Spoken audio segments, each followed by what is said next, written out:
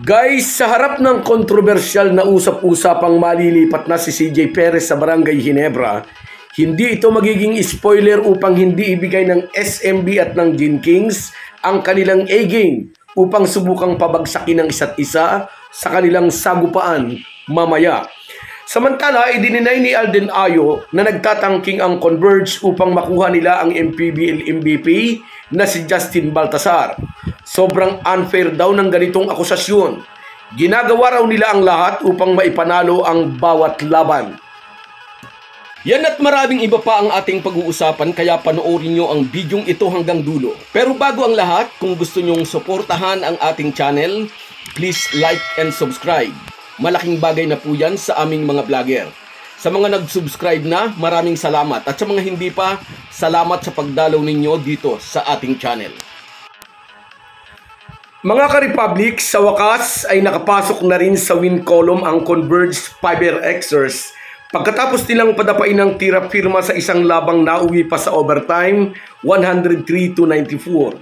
Si Jamil Wilson ang nanguna sa opensa ng Fiber Xers. Nagtala siya ng 32 points upang ibigay ang unang panalo ng Converge. Ito ang unang panalo ng mga bataan ni Coach Alden Ayo sa loob ng 7 laro. 6 na magkakasunod na talo muna ang natikman ng Converge, kaya maraming nagsasabi na tangking ang mga ito bilang preparasyon di umano para sa susunod na rookie draft. Bagamat mariing sinasabi ni Justin Baltasar na wala siyang balak sumali sa susunod na PBA rookie draft, marami ang naniniwalang magbabago ang desisyon ng 6'9" Lasal Green Archer product once na matiyak na Converge na ang makakakuha ng pick number 1. Ngunit ang akusasyon ay pinabulaanan nga ni Fiber Xers coach Alden Ayo. Unfair daw ito sa kanila.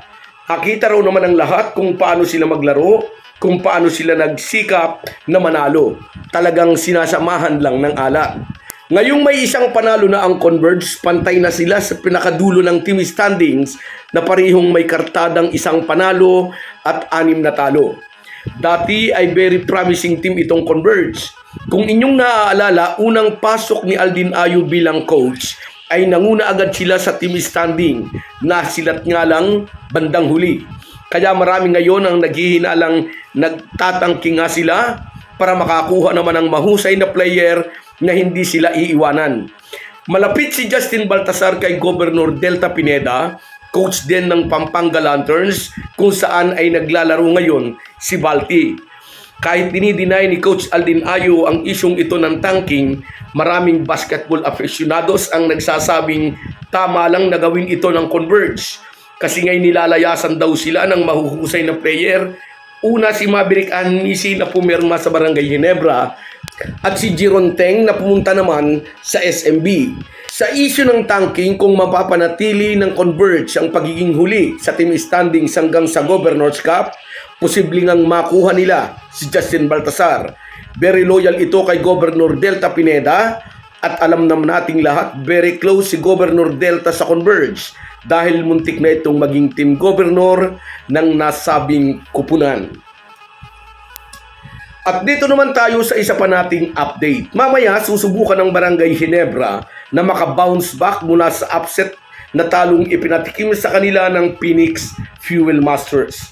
Kahit wala si Junmar Fajardo sa kampo ng SMB, inaasahan na mahihirapan sa kanila ang Gin Kings na malamang sa malamang ay maglalarong wala pa rin si Scottie Thompson. Maalalang muntik nang tinalo ng SMB ang Magnolia na ngayon ay nangunguna sa team standing sa kartadang 7 wins, no loss. Kahit wala si Junmar Fajardo ay malakas pa rin ang team ng SMB.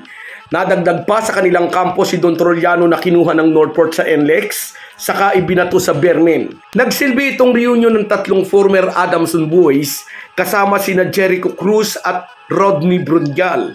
At coach noon ng 3 si Leo Austria na ngayon naman ay SMB active consultant.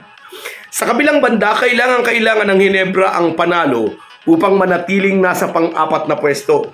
Sobrang importante na hindi sila mawala sa top 4 upang maka-avail ng twice to beat advantage pagpasok sa playoffs. Napakahalaga ng twice to beat advantage sa ngayon dahil hindi na nga natin mapredict kung sino ang mangingibabaw kanino. Sinong mag-aakala na ngayon ay nasa spot number 2 ang Phoenix sa team standings at nasa bandang hulihan ng SMB at ang Governors Cup champion na Tok and Tex. Mamaya, pag-aagawan ng SMB at ng Ginebra ang spot number 4. Nasa kalahati na ang elimination round kaya lahat ng team ay nagnanais na patibayin ang kanilang posisyon sa team standings upang masiguro ang pagpasok sa playoffs. Makakabawi na kaya ang mga bataan ni Coach Rincon mula sa kanilang malamyang performance sa San Jose, Batangas? Mananatili rin ba sila sa number 4 o dadaus-dus pang pababa sa team standings?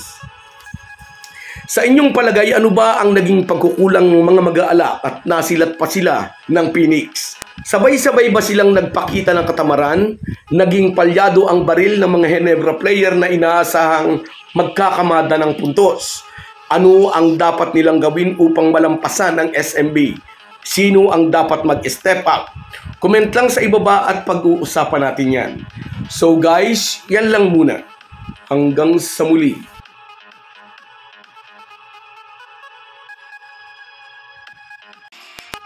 Bago tayo magpaalam, may imekos-mekos na natin ang ating shoutout. Shoutout kina Junicio Mercado, Almera Sumolat, Cecilio Tenorio, Rino Baral, Dennis Berhel, Joel Atienza,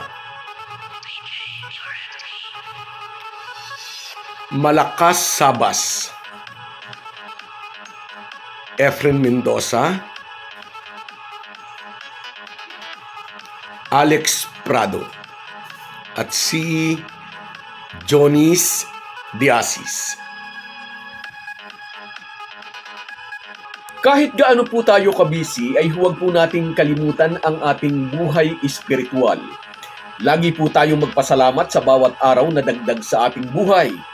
Malaki po ang maitutulong ng pananalangin araw-araw.